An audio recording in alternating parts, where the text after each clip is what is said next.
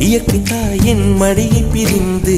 எப்படி வாழ இதயம் தொலைந்து சலித்து போனேன் மனிதனாய் இருந்து பறக்க வேண்டும் பறவையாய் திரிந்து திரிந்து பறந்து பறந்து